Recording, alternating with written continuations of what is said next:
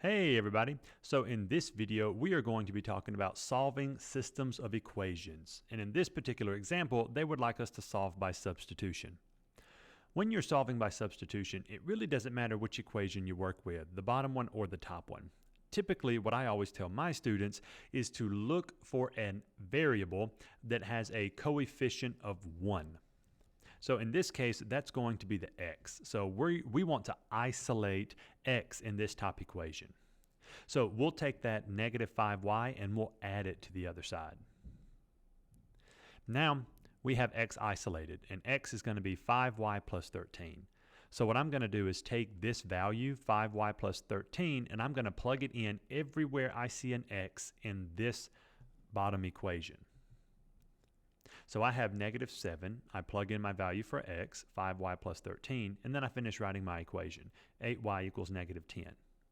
Here to solve, I'll distribute. So I'll say negative 7 times 5y and negative 7 times 13. Now what you'll need to do is to combine like terms. So negative 35y plus 8y is going to give me negative 27y. So the 91 and the 10 remain the same. Since we want to isolate the y, we need to move this constant term. So since they are subtracting, we'll add 91 to both sides. Negative 10 plus 91 gives us 81. Now here, this is negative 27 times y equals 81. So to isolate for the y, we'll need to do the opposite of what they're doing. So we'll divide. So we'll divide each side by negative 27. So y here is going to give us negative 3. Now, anytime you're solving for a systems of equations, if there is a solution, it's always going to be a coordinate point where the two lines meet on the graph.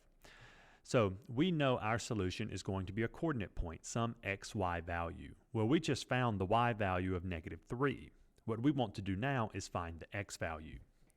Well, we know that x equals 5 times the y value plus 13. So we'll plug this in over here. So we have 5 times negative 3, our y value, plus 13. Negative 15 plus 13 gives us negative 2. So the solution to this system of equations is negative 2, negative 3.